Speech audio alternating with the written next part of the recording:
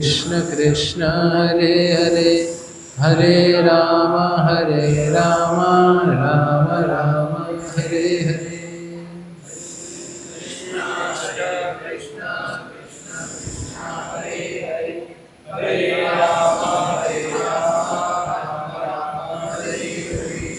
हरे कृष्णा। भाई आवाज कौन बदलता है ये? पहले ठीक आ रहा था, अभी ये आवाज अंगिरा प्रभु ठीक करो ये आवाज साउंड सिस्टम से।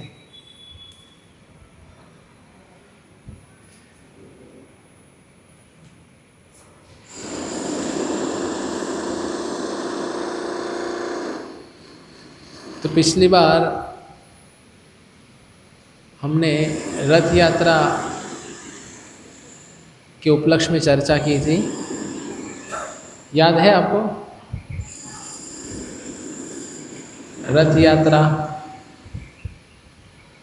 हरे कृष्ण हरे कृष्ण हरे कृष्ण हरे कृष्ण। तो हमने ये देखा था कि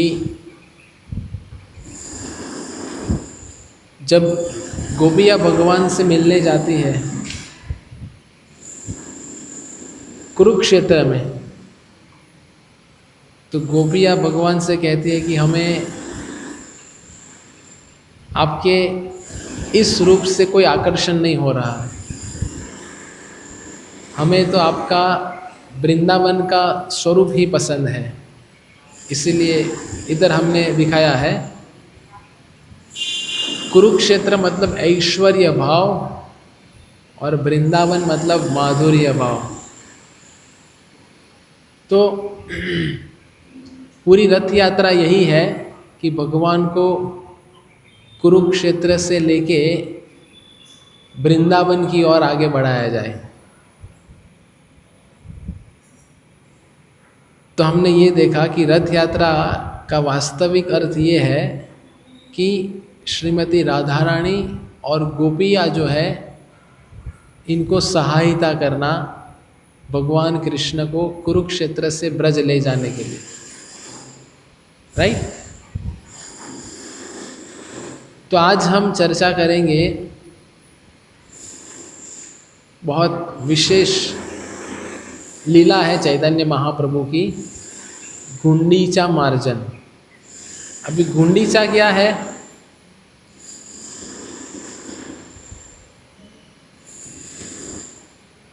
दर्शन गुंडीचा मासी का घर नहीं, करण, हाँ वृंदावन तो है ही है, क्योंकि गुंडीचा क्या है वो सबसे पहले पता होना चाहिए ना। तो गुंडीचा मंदिर वृंदावन का प्रतीक है। रथ यात्रा से ठीक एक दिन पहले श्री चैतन्य महाप्रभु ने अपने सभी भक्तों के साथ मिलकर इस मंदिर को धोया और साफ किया। क्यों साफ किया? उद्देश्य यही था कि भगवान जगन्नाथ यहाँ आकर प्रसन्नतापूर्वक विराज सके। यह मात्र एक भौतिक सफाई नहीं थी, यह भगवान के स्वागत के लिए हमारे हृदय रूपी मंदिर को शुद्ध करने की एक गहन आध्यात्मिक रूपक थी। समझे? तो हमने ये वृत्तांत देखा था इंद्रदुम्न महाराज का पिछले वर्ष, आशा रखता हूँ आपने सुना होगा। तो इंद्रदुम्न महाराज की जो पत्नी थी उनका नाम था गुंडीचा। तो अभी जो मंदिर है जगन्नाथ जी का, वो मंदिर तो है ही है, लेकिन उससे कुछ ही दूरी पे है गुंडीचा मंदिर। तो रथ यात्रा मतलब क्या? भगवान को अपने निज मंदिर से बाहर निकालकर पूरे मार्ग से रथ के द्वारा गुंडीचा मंदिर ले जाने का प्रयत्न है। और गुंडीचा मंदिर है ब्रजधाम, वृंदावन। तो अभी भगवान इधर विराजमान होने वाले हैं, तो चैतन्य महाप्रभु ने अपने उदाहरण से बताया कि भगवान जब भी आते हैं तो आने के पूर्व वो जगह साफ सुथरी होनी चाहिए। तो चैतन्य महाप्रभु अपने सभी संगियों के साथ में एक दिन पहले गुंडीचा मंदिर जाते हैं और गुंडीचा मंदिर की सफाई करते हैं। और श्री चैतन्य चरितामृत के मध्य लीला के 12वें अध्याय में बहुत सुंदर वर्णन दिया है कि कैसे चैतन्य महाप्रभु ये गुंडीचा मंदिर का मार्जन करते हैं, और मंदिर मार्जन के साथ साथ सभी भक्तों का हृदय मार्जन भी हो रहा है। तो ये पूरी जो लीला है हम देखेंगे तो पूरी लीला में हमें कुछ ना कुछ सीख मिलती है। अधिकांश हम जब शास्त्र पढ़ते हैं तो हम बस लीला पढ़ लिया, लेकिन हर एक लीला हमें कुछ ना कुछ उपदेश प्रदान करती है। अगर हम व्यवस्थित ढंग से शास्त्रों का अध्ययन करेंगे तब ये समझ में आएगा। केवल पढ़ने के लिए पढ़ेंगे तो नहीं समझेगा। जैसे बैकग्राउंड में आपको दिख रहा है बहुत सुंदर मंदिर है, गुंडीचा मंदिर दिख रहा है, थोड़ा थोड़ा हल्का हल्का, जैसे हमने इधर दिखाया, ये जगन्नाथपुरी का मंदिर है, देख पा रहे हो आप? उसके ऊपर चक्र है, ध्यान से देखोगे तो चक्र के दर्शन करना मतलब जगन्नाथ जी के दर्शन करने के वह समान है। तो चैतन्य महाप्रभु इस धरातल पे अवतरित होते हैं, स्वयं कृष्ण भगवान है, अवतरित होते हैं 3 बाह्य कारण और 3 आंतरिक कारण। तो चैतन्य महाप्रभु जो भी लीला करते हैं इस धरातल पे, तो ये 6 कारण में से एक कारण में आती है वो लीला। समझ में आ रहा है? जो भी लीला करेंगे वो ये 6 कारण में से कोई भी एक कारण में आएगी।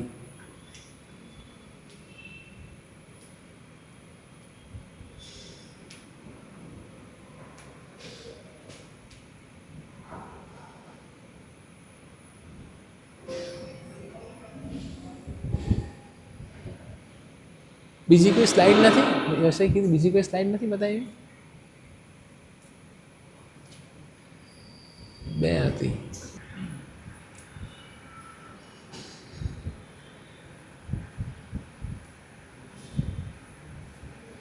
ये चैतन्य चरितामृत से है, बहुत सुंदर शिक्षाएं हैं। पता नहीं आप पढ़ पाओगे कि नहीं।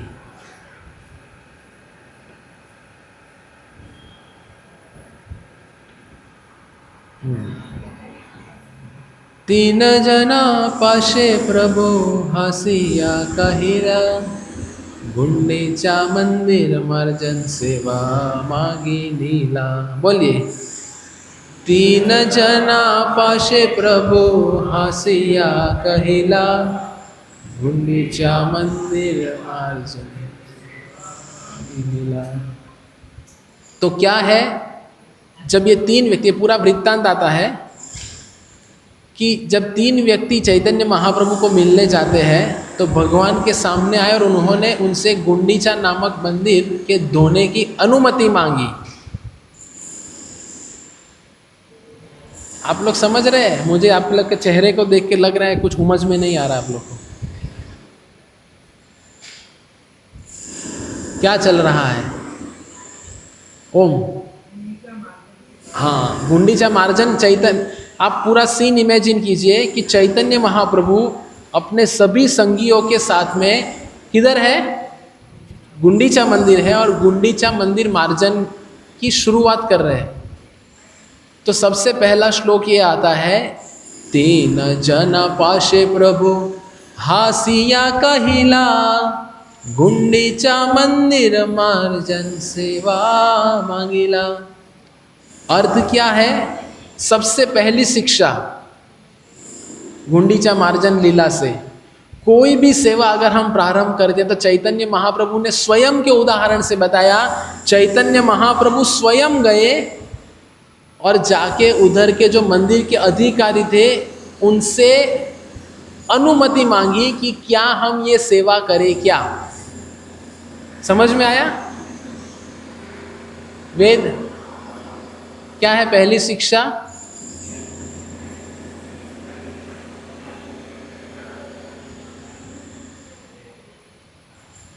ये जब भी शाम का प्रोग्राम होता है कुछ ना कुछ काम चलता है इधर।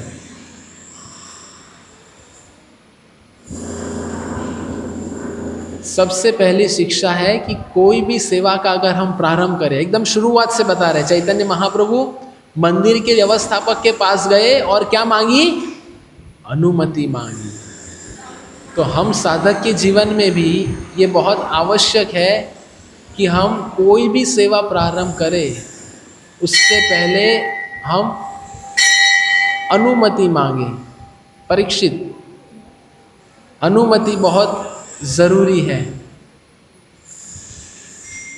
कई बार क्या होता है कि जब हम 1 वर्ष 2 वर्ष 3 वर्ष ये संस्था में बिताते हैं और सब भक्तों के साथ में रहते हैं तो हम सब भक्तों को भी बहुत लाइटली लेने लगते हैं। और फिर क्या होता है, हमें लगता है कि इसमें क्या पूछना, ऐसा लगता है इसमें क्या पूछना। इसके पूर्व के प्रवचन में भी हमने बताया हर बात पूछना जरूरी है क्या? जरूरी है? ओम जरूरी है। ओम कन्विंस हो गया, मतलब सब हो गए। तो चैतन्य महाप्रभु इस गुंडीचा मंदिर लीला से बताते हैं कि चैतन्य महाप्रभु ने अनुमति मांगी। फिर आगे के श्लोक में वर्णन आता है कि चैतन्य महाप्रभु सब भक्तों को जैसे ही अनुमति मिलती है सब भक्तों को एक साथ में लेके आगे बढ़ते और कहते हैं, श्री हस्ते दिला सबरे एक एक मार जानी, सब गण लाना प्रभु के लीला आपनी। श्री हस्ते दिला सबरे एक एक मार्जनी, सब गण लाना प्रभु के लीला आपनी। क्या कह रहे? फिर उन्होंने अपने हाथों से प्रत्येक भक्त को एक एक झाड़ू दी और उन सभी को स्वयं अपने साथ लेकर भगवान गुंडीचा चले गए। तो दूसरी शिक्षा इधर क्या है कि चैतन्य महाप्रभु ने सभी भक्तों को ऐसा नहीं कहा ये झाड़ू लीजिए, ये पोछा लीजिए, ये पानी लीजिए और जाइए सेवा कीजिए। चैतन्य महाप्रभु श्री हस्ते अपने स्वयं के हाथों से चैतन्य महाप्रभु स्वयं भी गए और स्वयं भी मंदिर की साफ सफाई की। तो शिक्षा ये है कि जब हमें आदेश दिया जाता है, हमें नेतृत्व दिया जाता है, इसका अर्थ ये है कि हमारे नीचे जितने भी भक्तगण हैं हम उन सब के सेवक हैं। कई बार हमें क्या लगता है, मुझे नेतृत्व दिया है मतलब मैं कौन हूँ? लीडर हूँ। इस्कॉन में सबसे खतरनाक अगर कोई पदवी हो तो वो है लीडर की। सबसे ज़्यादा पतन का कारण लीडर का होता है। तो लीडर का कर्तव्य है कि सभी भक्तों के साथ में जाके सेवा करे। और इससे होगा क्या? जब चैतन्य महाप्रभु इन सब भक्तों के साथ में थे तो सब भक्त लोग अति हर्षो उल्लास के साथ सेवा कर रहे थे। तो जब लीडर कोई सेवा में आते हैं तो सभी अन्य भक्तों को भी एक प्रेरणा का स्रोत बन जाता है। तो अगर हमारे नीचे में जितने भी भक्त रह रहे हैं अगर उनके अंदर उत्साह नहीं है तो उसका कार्य एक ही है, नेतृत्व करने वाले में गड़बड़ है। चैतन्य महाप्रभु ने ऐसा नहीं कहा कि मैं मेरे ऑफिस में बैठ जाता हूँ, आप लोग ये सेवा संभाल लेना, बहुत गर्मी है थोड़ा एसी लगा लेता हूँ। हमारे पास ये एसी है, एसी भक्तिवेदांत स्वामी श्रील प्रभुपाद, जो हमें हमेशा संसार दावानलली ढलोका त्रणाय कारुण्य घनाघनत्वं प्राप्तस्य कल्याण गुणार्णवस्य वंदे गुरो श्री चरणारविंदम। ये जो दावानल है ये दावानल में हम सब जो गिरे पड़े हैं उनसे बचा रहे हैं गुरु की कृपा। इसीलिए प्रतिदिन सुबह हम गुरु की कृपा की याचना करते हैं कि हमें इस दावानल से आप बचाइए। इसीलिए चैतन्य महाप्रभु स्वयं के अपने उदाहरण से बता रहे हैं कि अगर व्यवस्थापन करने वाला सभी सेवा में है तो उनसे सभीयों का उत्साह बढ़ता है। समझ में आया? कितना सुंदर है चैतन्य चरितामृत। प्रेमोल्लासे शोधेन लयेन कृष्ण नाम, भक्तगण कृष्ण कहे करे निज काम।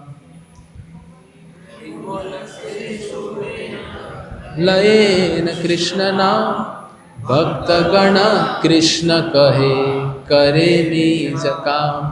श्री चैतन्य महाप्रभु ने अत्यंत हर्ष उल्लास के साथ मंदिर को धोया, शुद्ध किया और निरंतर भगवान कृष्ण के पवित्र नाम का जप करते रहे। इसी प्रकार सभी भक्त भी जप करते हुए अपने कर्तव्य का पालन कर रहे थे। तो तीसरी शिक्षा क्या है कि सेवा करते वक्त गधे के जैसा सेवा नहीं करना है। गधे के ऊपर रेती का बोझ डाल देते हैं, गधा सेवा करता है।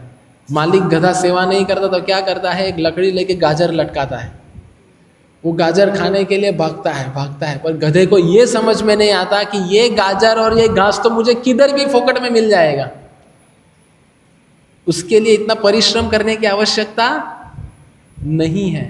समझ रहे हैं?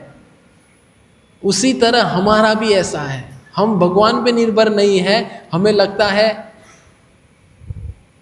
कोई कहता है कि हम अगर बेटी को तो पढ़ाना चाहिए, बेटी पढ़ेगी तो काम करेगी तो पैसा लाएगी और घर चलेगा।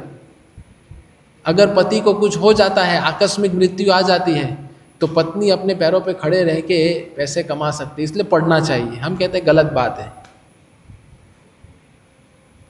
उनको सब्जी चपाती बनाना आना चाहिए। आजकल सब्जी चपाती घर में सब घर में समस्या है कि अच्छा खाने को नहीं मिलता। तो क्यों ऐसा? क्योंकि संस्कार अच्छे से नहीं दिए, संस्कार ढंग से नहीं दिया है। तो भगवान पे निर्भर रहना है कि भगवान के ऊपर निर्भर रहेंगे। भगवान हमारे माता पिता है, हमारी सब जो भी अभिलाषा है, आकांक्षा है, वो सब पूर्ण करेंगे भगवान, क्योंकि माता पिता जानते हैं कि बच्चों को क्या चाहिए। तो तीसरी शिक्षा क्या है कि सेवा करते वक्त दिमाग लगाना चाहिए। अभी बहुत सारा वृत्तांत है चैतन्य चरितामृत पर, मैंने कुछ गिना चुना लिया हुआ है। तो आगे वृत्तांत क्या आता है? चैतन्य महाप्रभु जब गुंडीचा मंदिर गए तो सब भक्तों से कहा सबसे पहले छत की सफाई हो, उसके पश्चात दीवारों की सफाई हो, और अंत में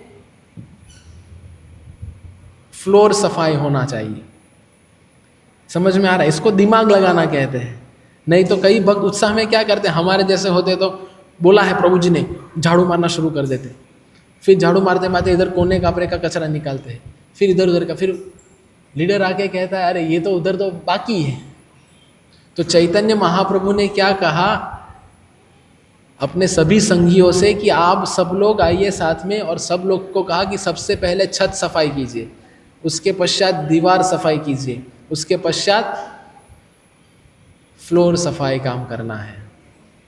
तो ये अगली शिक्षा हमारे लिए है कि सेवा करते वक्त हमें बुद्धि का प्रयोग भी करना है।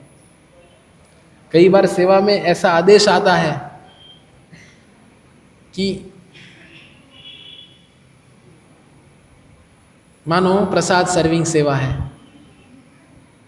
हमें बताया जाता है कि सबको इतना 2 ही पकोड़े देना है। तो कोई कहेगा प्रभु जी ने कहा है तो 2 ही पकोड़े देना है। अभी सब लोग कतार में जितने भी लोग थे सब लोग बैठ चुके हैं प्रसाद लेने के लिए, अभी भी पकोड़ा बचा है। कोई पकोड़ा लेने आएगा और कहेगा नहीं नहीं 2 ही बोला था मुझे तो। अरे भाई बचा है उसका क्या करेंगे? तो बांटो, इसको कहते हैं सेवा में दिमाग लगाना। समझ में आया?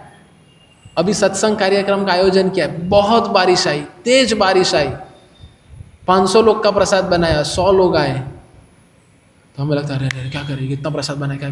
सरल, बैग लेके आओ, सबको बांट दो, भर भर के दे दो घर में। चिंतन समझ में आया? इसको कहते हैं सेवा में दिमाग लगाना चाहिए। गधे के जैसी केवल सेवा नहीं करनी चाहिए। तो पहली शिक्षा क्या थी? भूल गए। ये तो हमारी स्थिति है। हाँ, कोई भी सेवा करने के पूर्व अनुमति लीजिए। दूसरा, हाँ हाँ, वेद।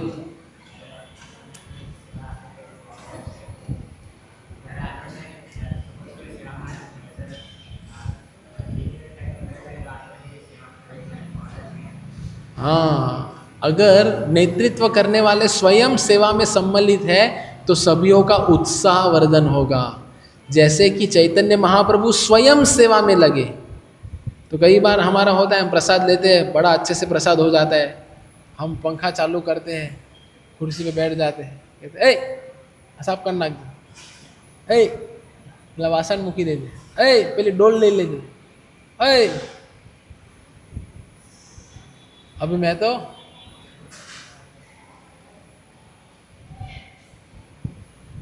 इतना प्रसाद लेते हैं कि चेयर पे बैठ के ही सो जाते हैं।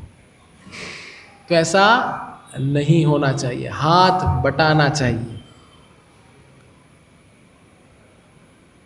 आगे, प्रभु कहे के काटा कार्य च सम्मार्जन, तृण धूलि देखिले जाने बा परिश्रम। तब भगवान ने सब भक्तों से कहा, अपने मंदिर के बाहर जो भूसा और धूल इकट्ठा की है उसे देखकर मैं बता सकता हूँ कि आपने कितनी मेहनत की है और मंदिर को कितने अच्छी तरीके से साफ किया है। तो इससे क्या शिक्षा है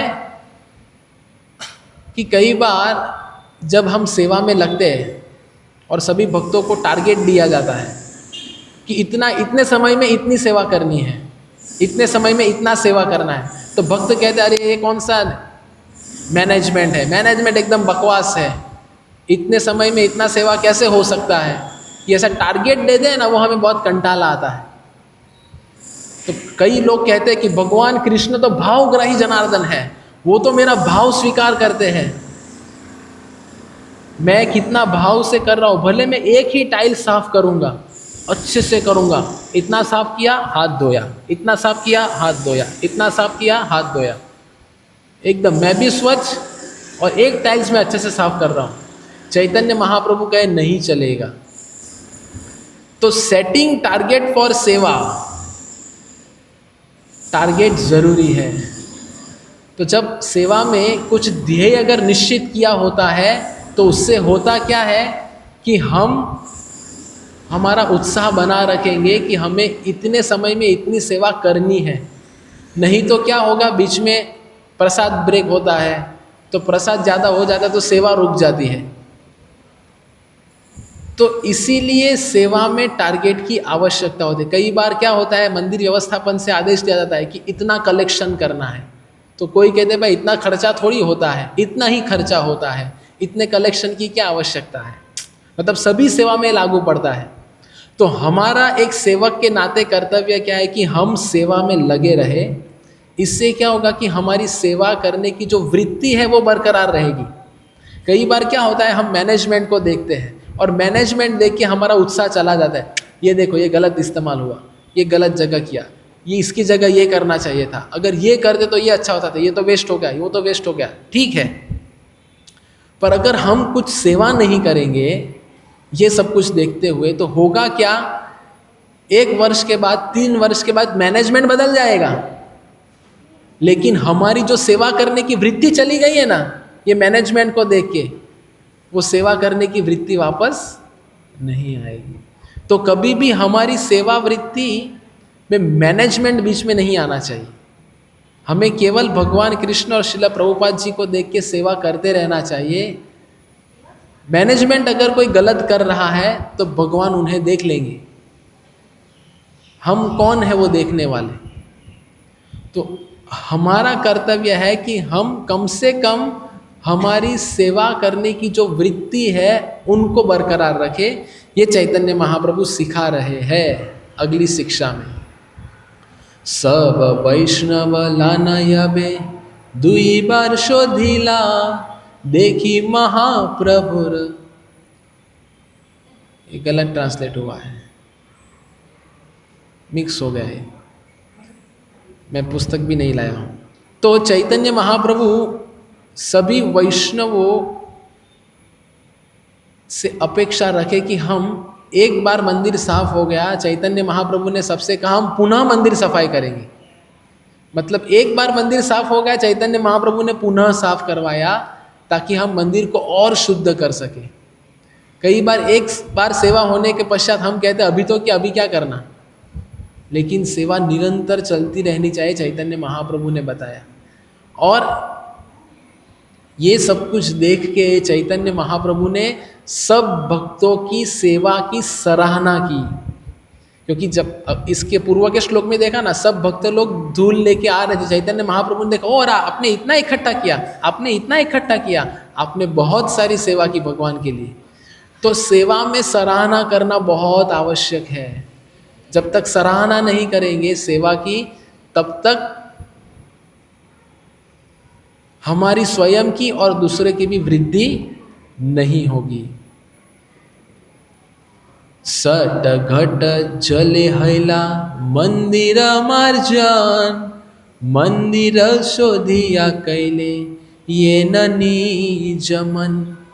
आगे के श्लोक में चैतन्य महाप्रभु इसी गुंडीचा मंदिर के वृत्तांत में बता रहे हैं कि एक बार सब धूल सफाई होने के पश्चात मंदिर के व्यवस्थापक चैतन्य महाप्रभु के एकदम बगल में खड़े थे और बगल में खड़े रह के शट घट जले हैला, मतलब 100 घड़े मिट्टी के पानी भर के रेडी रखे थे कि कब चैतन्य महाप्रभु का आदेश मिलेगा और हम पानी डालेंगे। क्योंकि अभी तो सिर्फ झाड़ू से सफाई हुई, पानी से सफाई होना बाकी था। तो चैतन्य इससे आदेश क्या है कि एक तो कि जब हम जिनके अंडर में सेवा कर रहे हैं उनका मनोभाव हमें जानना बहुत आवश्यक है कि उनकी क्या आवश्यकता है, वो हमेशा हमारे पास तैयार होनी चाहिए कि वो मांगेंगे कि हम सेवा में तुरंत हाजिर हो जाएंगे। जैसे एक सैनिक बॉर्डर पे खड़े हैं भारत के,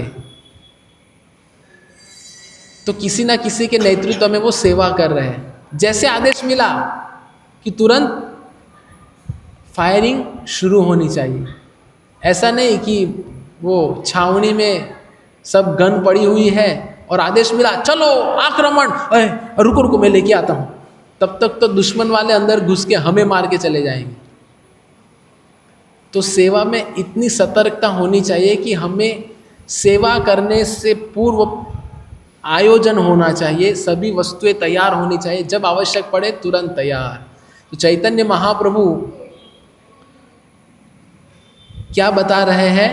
मंदिर शोधिया कैला ये न निज मन, कि जैसे जैसे मंदिर सफाई चल रही थी, जैसे जैसे मंदिर सफाई हो रही थी, वैसे वैसे सबका मन भी शुद्ध हो रहा था।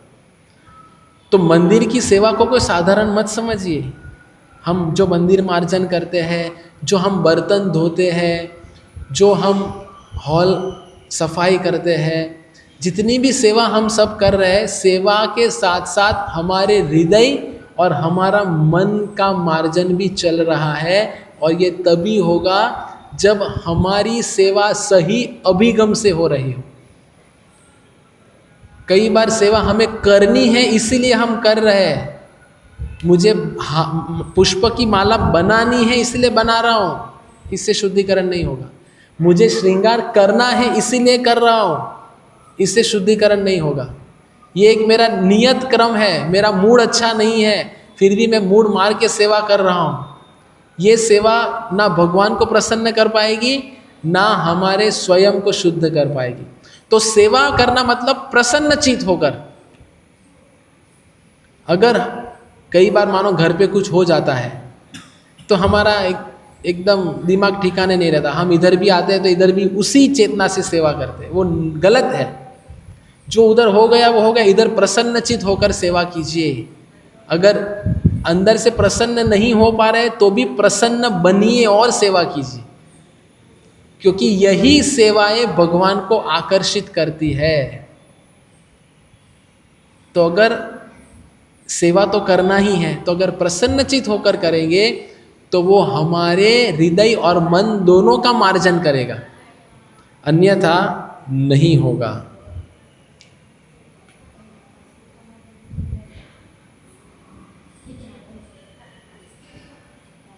घट घट ठीक हयला, घट भांगी गेला, शत शत घट लोक तहलाना ऐला।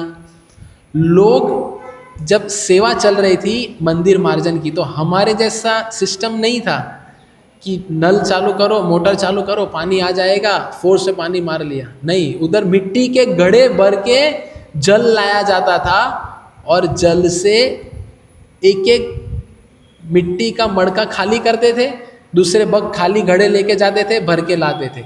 तो कई भक्त भरे मटके लेके जाते थे, कई भक्त खाली घड़े लेके जाते थे, और चैतन्य महाप्रभु दोनों की सेवा की सराहना कर रहे थे।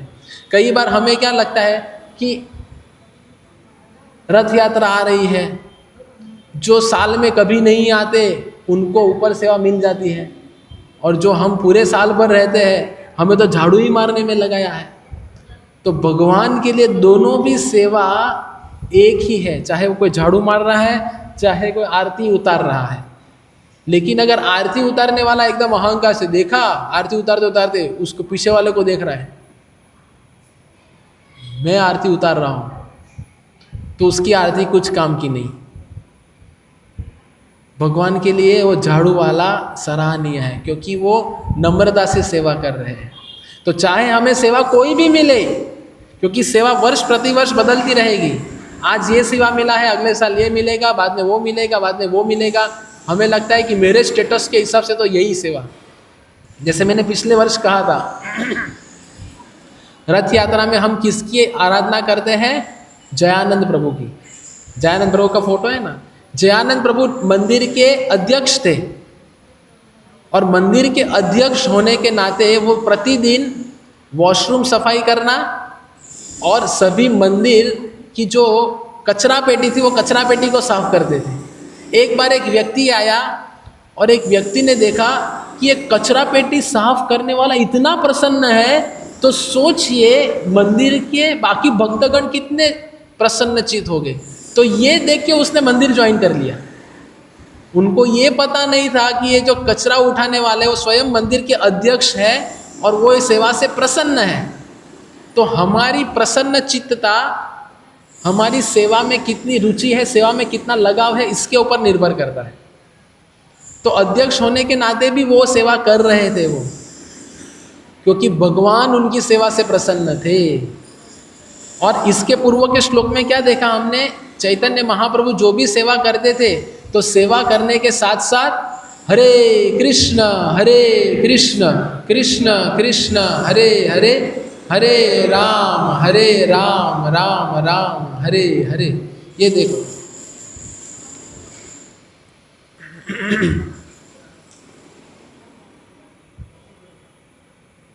ये श्लोक में हमने देखा कि चैतन्य महाप्रभु अत्यंत हर्षोल्लास के साथ मंदिर को धोया और शुद्ध किया और निरंतर भगवान के नाम का जप करते रहे। और उनके साथ में जितने भी भक्तगण थे, सभी भक्त, सोचिए सेवा चल रही है और सेवा में सब लोग एक साथ हरे कृष्णा कृष्ण कृष्ण हरे हरे, हरे राम राम राम हरे हरे। तो ये दूसरी सीख चैतन्य महाप्रभु दे रहे हैं कि सेवा कर रहे तो सेवा के साथ साथ हरि नाम चलते रहना चाहिए। हमारा तो क्या होता है, इसकी उसकी बात चलती है सेवा करते करते।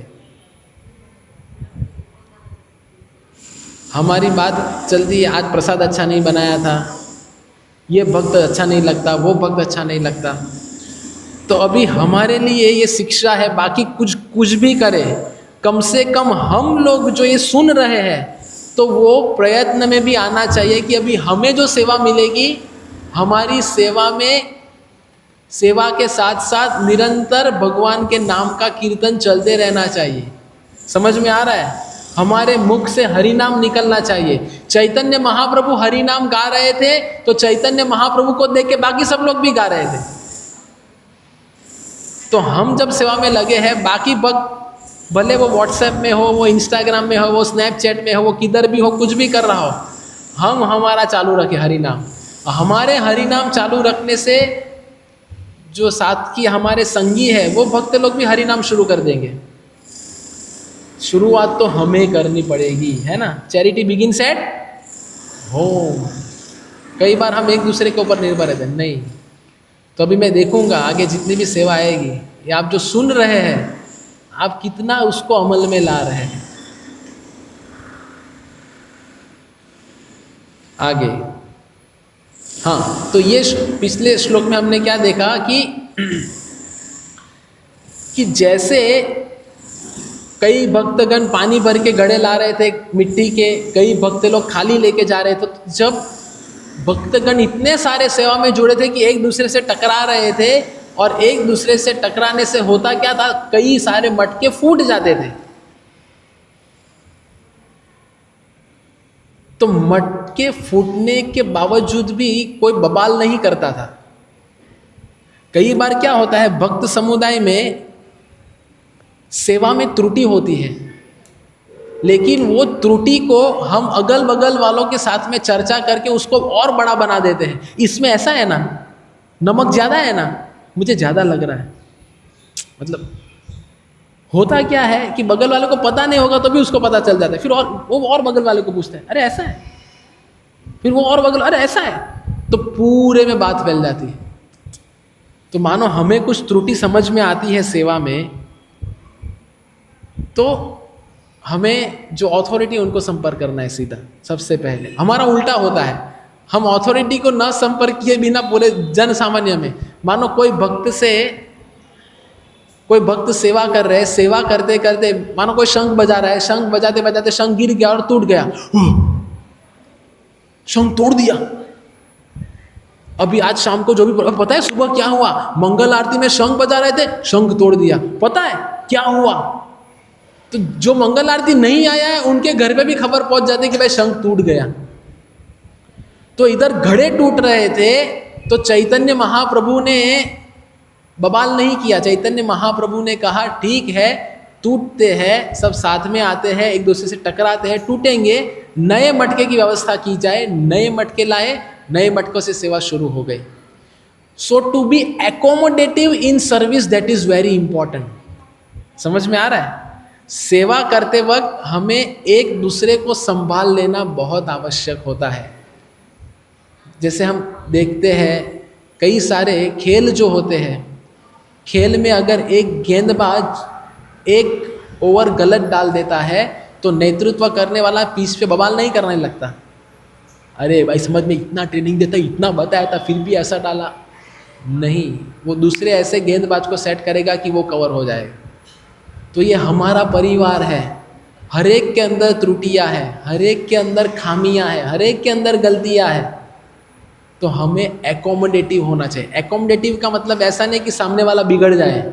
मानो कोई मंदिर में आके किसी लड़की के साथ में अफेयर कर दिया तो हमें लगता है भक्त अच्छा है, प्रभु जी ने कहा एकोमोडेटिव होना चाहिए, मैं एकोमोडेटिव हूँ, तो ये गलत तरीका है फिर एकोमोडेटिव का। फिर व्यक्ति बिगड़ रहा है तो उसे रोकना पड़ेगा। तो इसलिए मैंने पहले ही बता दिया, सेवा में क्या लगाना है? बुद्धि, दिमाग। तो ये सब पहली शिक्षा से दूसरी कनेक्टेड है, दूसरी पहले पे, तीसरी दूसरे पे है, चौथी तीसरे पे, सबसे कनेक्टेड है। तो ये पूरा पैकेज जो आज मैं प्रदान कर रहा हूँ चैतन्य महाप्रभु की कृपा से, ये पूरा पैकेज हमें लेके सेवा करनी है। फिर आगे जब चैतन्य महाप्रभु ने देखा, ये देखो आ गया, यही मुद्दा आ गया। जब चैतन्य महाप्रभु किसी को अच्छा सेवा करते हुए देखते थे तो उसकी प्रशंसा करते थे, लेकिन यदि वे देखते थे कि कोई उनकी संतुष्टि के अनुसार सेवा नहीं कर रहा है तो वे तुरंत उस व्यक्ति को दंडित करते थे, उससे कोई द्वेष नहीं रखते थे। बहुत ज़रूरी है ये मुद्दा जो मैंने अभी कहा ना। ठीक है, सेवा करनी है, एकोमोडेटिव बनना है, लेकिन अगर कोई गलत कर रहा है तो उसे दंड भी देना है, लेकिन दंड देते वक्त हृदय में कोई द्वेष नहीं होना चाहिए। कई बार हमारा जिनके साथ बनता नहीं ना, हम उनकी सेवा में खामी निकाल दे, देखो इसने ऐसा किया ना। जब उनके साथ बनता होता है तो सब अच्छा होता है, नहीं नहीं नहीं ये बराबर कर रहा है। तो द्वेषपूर्ण व्यवहार किसी के साथ भी नहीं होना चाहिए। तो चैतन्य महाप्रभु ने स्वयं बताया कि जो सेवा अच्छे से कर रहे हैं उनकी प्रशंसा होनी ही होनी चाहिए, और जो नहीं कर रहा है उनको दंड मिलना ही मिलना चाहिए। तो हम सब ये चैतन्य महाप्रभु के पद चिन्हों को पालन करने के लिए इधर उपस्थित हुए हैं। तो दंड देना, ये जब किसी भक्त को, बड़े किसी वरिष्ठ भक्त से अगर दंड मिल रहा है तो वो आशीर्वाद है। समझ में आ रहा? दंड मतलब डांटना। अगर किसी को डांट पड़ रही है तो समझ लेना है कि मेरे से गुरु प्रसन्न है। अगर किसी को डांट नहीं मिलती तो समझ लेना है कि गुरु को पता है कि इसको डांटेंगे तो भी कुछ होने नहीं वाला, इसलिए डांटने ही नहीं। अगर डांट मिल रही है तो हमें नाचना चाहिए कि मुझे कम से कम इतना तो समझा कि मैं डांट खा सकूं। कई बार हमें लगता है भाई माई वे इज़ हाई वे, मैं किसी की डांट नहीं खाऊंगा, मैं इतना सेवा करता हूँ फिर भी क्या मैं गाली खाने के लिए आता हूँ? इधर तो बाहर अरे मेरे लिए लोग मरते हैं। भाई ये अपन की स्टाइल का मामला है, अपने में तो लोग फिदा है, फिदा। और भक्त समुदाय में अधिकांश क्या होता है पता है? जब मंदिर में होते हैं ना तो मंदिर में सभी से डांट ही मिलती है, लेकिन जब हम बाहर जाते हैं, मानो आज हम एक गांव में कार्यक्रम के लिए गए थे तो सब लोग प्रभु जी आइए आइए, हमारे लिए बैठने की व्यवस्था करेंगे, हमारे लिए ये करेंगे वो करेंगे, ये लाएंगे वो लाएंगे, तो हमें लगता है ये भक्त कितने अच्छे हैं। तो मराठी में एक कहावत है, दूरूनच डोंगर साजरा, गुजराती में कहते हैं दूरथी च डूंगर रड़ियामना, दूर से बहुत अच्छा लगता है पर्वत, अरे वाह क्या हरियाली हरियाली है, तो हम कहेंगे चलो जाते हैं ट्रैकिंग करते हैं। जाएंगे वो डूंगर के ऊपर चढ़ना शुरू करेंगे कि उधर शेर है, चीता है, भेड़िया है, इत्यादि इत्यादि। तो दूर से तो अच्छा लग रहा था, लेकिन पास जाके गए तो सब समझ में आता है। तो उसी तरह जब भक्त के साथ में आते हैं तो हमें हमारी कमियां दिखती है, लेकिन बाहर के लोग तो क्या सब वैष्णव ऐसा करके सराहना करेंगे। तो इसीलिए ये जाल में नहीं फंसना है। पुनासी प्रभु पाय करिला बिनाई, आज्ञा अपराध क्षमा कृत योयाय। स्वरूप दामोदर गोस्वामी के मंदिर लौटने के बाद उन्होंने श्री चैतन्य महाप्रभु से उस निर्दोष व्यक्ति को क्षमा करने का अनुरोध किया। मतलब जो हमने पहले देखा कि जो भक्तगण अच्छे सेवा नहीं कर रहे थे तो उनको महाप्रभु डांटते थे, लेकिन स्वरूप दामोदर गोस्वामी क्या करते थे? चैतन्य महाप्रभु के पास जाते थे, उनको कहते थे कि प्रभु ये भक्त ने गलती किया है, ये भक्त ठीक से सेवा नहीं कर रहा है, तो आप कृपया करके उन्हें क्षमा कर दीजिए, अगली बार से वो अच्छे से सेवा करेंगे। तो ये अगली शिक्षा है कि भक्त वही भक्त कहलाएगा कि जब वो गुरु और भगवान के पास में जाके दूसरे भक्त जो गलती कर रहे हैं उनकी गलती की क्षमा मांगेंगे भगवान से और उनके ऊपर कृपा करने का अनुरोध करेंगे। कई बार हमारा क्या होता है कि हम मैनेजमेंट के पास जाते हैं, हमें पता है कि मैनेजमेंट का इनके साथ बनता नहीं, तो हम उनकी और कमियां मैनेजमेंट को जाके बताते हैं। समझ रहे आप लोग? तो हम सब इधर ये सब कुछ करने के लिए नहीं आए हैं। तो अगली शिक्षा हमारे लिए क्या है कि जब हम सेवा साथ में कर रहे हैं तो किसी के दोषों को ना बताते हुए स्पष्ट रूप से प्रकट करना है वरिष्ठों के सामने कि ये गलतियां सेवा में हुई, पर प्रभु आप क्षमा कर दीजिए हमें, हम अगली बार से ये गलती नहीं दोहराएंगे। ऐसा एक वैष्णव दूसरे वैष्णव के वकील बन के जाते हैं। वकील समझते हैं ना, वकालत करते हैं उनकी। तो ये एक अच्छा गुण है।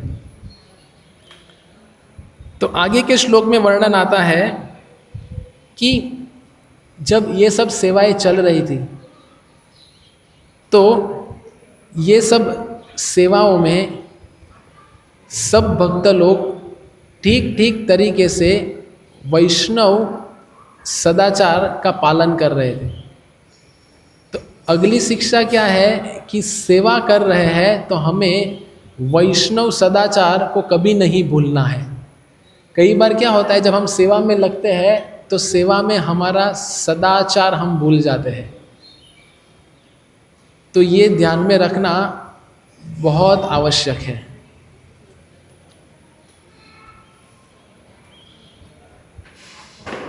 तो हमने कई सारी शिक्षाएं देखी।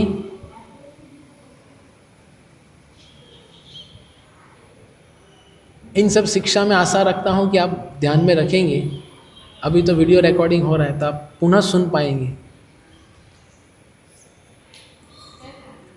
तो पूरा वृत्तांत क्या है गुंडीचा मंदिर का? चैतन्य महाप्रभु सभी भक्त के साथ में गुंडीचा मंदिर सफाई के लिए जाते हैं और गुंडीचा मंदिर पूरा स्वच्छ करते हैं, भगवान के लिए वो उचित स्थान बने। तो हमने शुरुआत में ये सब देखा। तो ये थोड़ा और अच्छे से समझाने के लिए कि जब हम शारीरिक रूप से सेवा में लगते हैं तो शारीरिक सेवा और मानसिक रूप से भगवान का हरि नाम, जब ये दोनों होता है तब जाके वो उत्तम भक्ति कहलाई जाती है। तो हम सब लोग जो भक्ति में लगे हैं, कई बार हम सेवा में तो लगते हैं लेकिन हमारा मन ठिकाने पे नहीं होता। तो मन ठिकाने पे रखना बहुत आवश्यक है। और जो मैंने कहा ना कि सब भक्तजन मिट्टी के घड़े जल भर के लेके आ रहे थे, दिख रहा है इधर, सब भक्त लोग मिट्टी के कुछ आ रहे हैं कुछ जा रहे हैं। तो ये सब सेवा चैतन्य महाप्रभु बहुत सराहना किए। क्यों सराहना कर रहे थे, इधर हम देख सकते हैं कि मंदिर मार्जन अर्थात हृदय का मार्जन। कैसे? जैसे मंदिर की धूल कंकड़ सब सफाई हो रही थी, वैसे हर एक के हृदय के काम क्रोध लोभ मोह अहंकार नष्ट हो रहा था। सफाई के लिए सरोवर का शुद्ध जल, तो हमारे लिए क्या है? सेवा में हमारा हरि नाम, हरि नाम निरंतर चलते रहना चाहिए। और जो हमने कहा कि चैतन्य महाप्रभु ने शुरुआत किधर से की? छत से की। तो वो क्या बता रहा है कि सबसे पहले अगर स्वयं को शुद्ध करना है तो ऊपरी स्तर से सफाई की शुरुआत करनी पड़ेगी। वो है हमारा हृदय और हमारा मन। समझ में आ रहा है? हमारा मन और हृदय, इसकी स्वच्छता अत्यधिक आवश्यक है। तो सेवा का मूल्यांकन, कई बार कहते हैं कि मैं कम सेवा करता हूं लेकिन अच्छी सेवा करता हूं। तो इधर ये बताना चाह रहे हैं चैतन्य महाप्रभु गुंडीचा मंदिर से कि हाँ, मात्रा भी जरूरी है और गुणवत्ता भी जरूरी है सेवा में। ऐसा नहीं कि केवल गुणवत्ता के ऊपर ध्यान दे और मात्रा नहीं चल रही है, और मात्रा चल रही है लेकिन गुणवत्ता नहीं है। दोनों भी आवश्यक है। इसीलिए देखो इधर पढ़िए, गुणवत्ता में क्या लिखा है? प्रभावानंद प्रभु पढ़िए। सफाई करते समय भक्तों का प्रेम, जो उत्साह और निरंतर हरिनाम का नाम सेवा की आंतरिक गुणवत्ता को दर्शाता है। समझे? हमारा प्रेम वो सेवा के प्रति और हमारा निरंतर हरि नाम, और सबसे आवश्यक है कि हमारा उत्साह। ये मुद्दे की बात है कि कोई भी सेवा करने से पूर्व हमारा सेवा में उत्साह बहुत आवश्यक है। एक बार हम बम्बई में, अभी इतना पुस्तक वितरण मैं जब महाराष्ट्र में था तो नहीं करता था, केवल मैराथन में जाते थे। तो मुझे पुस्तक वितरण करना इतना अच्छा नहीं लगता था। क्यों? क्योंकि किधर भी जाओ उधर से निराशा मिलती थी। लोग दरवाज़ा बंद कर देते, ये करते वो करते। तो हम मैराथन में जाते थे। तो सब जगह पुस्तक वितरण चल रही थी, तो हमने सोचा कि इस बार रेलवे स्टेशन जाएंगे और ट्रेन में किताब वितरण करेंगे। तो गाड़ी रुकी, हम लोग ट्रेन में चले, ट्रेन में घुस गए, डिब्बे में घुस गए, क्षमा कीजिए, डिब्बे में गए और इतना डिब्बा खचाखच भरा हुआ। लेकिन उत्साह था कि प्रभुपाद जी ने कहा है कि पुस्तक वितरण मुझे प्रिय है, तो प्रभुपाद जी को प्रसन्न करने के लिए हम ये सेवा करेंगे, पुस्तक वितरण करेंगे। अभी मुझे पुस्तक वितरण पसंद नहीं था। यही मैं जब पढ़ रहा था वृत्तांत गुंडीचा मंदिर का, तो मुझे वो किस्सा याद आया जो हमने कहा ना, सेवा में उत्साह बहुत आवश्यक है। मुझे वो सेवा अच्छी नहीं लगती थी, तो भी हम गए और इतनी भीड़, अगर हम होते तो हम क्या, इतनी भीड़ में कौन जाएगा, तो भीड़ थी फिर भी हम घुस गए। कोई परवाह नहीं कि ट्रेन चली जाएगी, आगे स्टेशन चलेगा, मैं अपना स्टेशन से वापस लौट आएंगे कैसे तो भी। इतना पूरा बम्बई का तो आप जानते ही हो भीड़ कितना होता है, तो उसमें घुस गए। तो एक व्यक्ति ने बोला, ओ हरे कृष्ण वाले हो क्या आप? मैं बोला ये हुलिया देख के कोई और संप्रदाय दिखता है? सबसे पहली मैंने शुरुआत ऐसी, क्योंकि मेरा थोड़ा युवा था तो जुनून भी था, तो मैं बोला ये हुलिया और किसी का होता है क्या? हम तो हरे कृष्ण वाले ही हैं। तो बोले क्या लेके आए हो?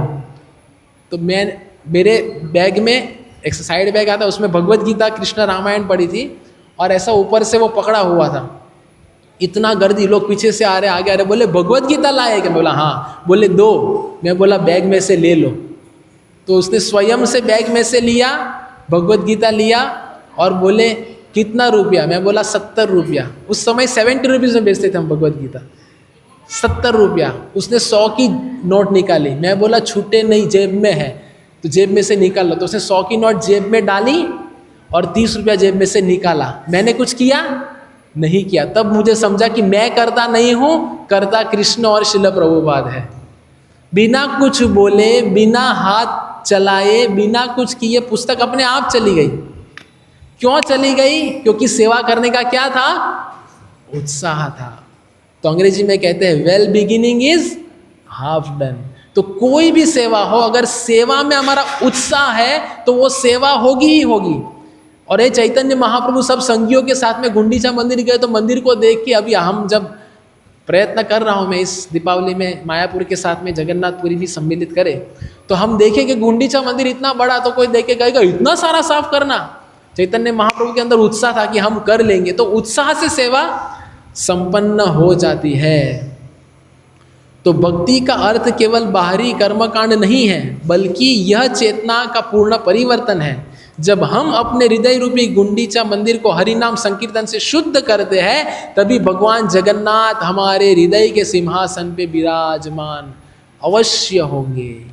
यही वास्तविक रथ यात्रा है। रथ यात्रा ये नहीं कि केवल रस्सी खींचना, भर भर के प्रसाद बांटना, वो तो है ही है। कान फट जाए वैसे मृदंग करताल बजाना, ये रथ यात्रा नहीं है।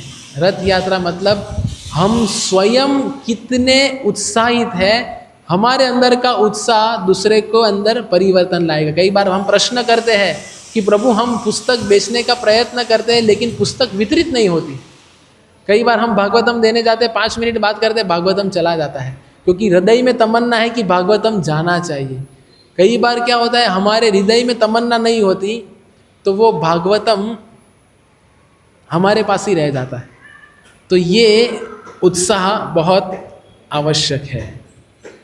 तो प्रवचन भी हुआ और ये भी हो गया। तो सारांश में यही है कि जो चैतन्य महाप्रभु अपने सभी भक्तों के साथ में गुंडीचा मार्जन किए, हमें भी अब 1 हफ्ता बाकी है, 1 सप्ताह अभी बाकी है, अभी भी कुछ हाथ से नहीं गया है। हम गंभीरता से हरि नाम जप करें, गंभीर बने भक्ति में।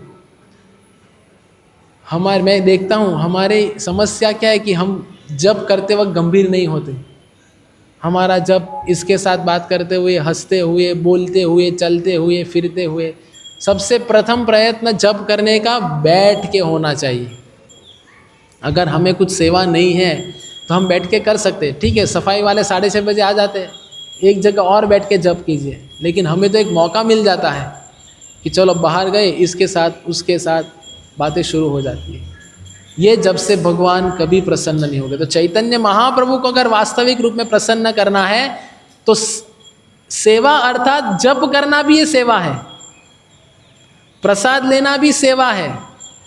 तो हर एक ये सेवा का अंग है। तो सेवा के अंग का सबसे प्रथम क्राइटेरिया है कि कोई भी सेवा हो वो सेवा का उत्साह होना चाहिए। अगर सेवा में उत्साह नहीं है तो वो महाप्रभु को प्रसन्न नहीं कर पाएगी। तो ये गुंडीचा मंदिर मार्जन की लीला से चैतन्य महाप्रभु हम सबको यही सिखा रहे हैं कि कोई भी सेवा है तो निरंतर हरि नाम, उत्साह, और जो भी हमने आज शिक्षाएं गुंडीचा मार्जन से ली वो सभी शिक्षाओं को हम अगर ग्रहण करेंगे, आत्मसात करेंगे, तभी जगन्नाथ जी को हम हमारे हृदय रूपी रथ में विराजमान कर पाएंगे। हरे कृष्ण कृष्ण कृष्ण हरे हरे, हरे राम राम राम हरे हरे। श्री चैतन्य महाप्रभु की, जगन्नाथ बलदेव सुभद्रा महारानी की, श्रील प्रभुपाद की, निताय गौर प्रेमानंदे।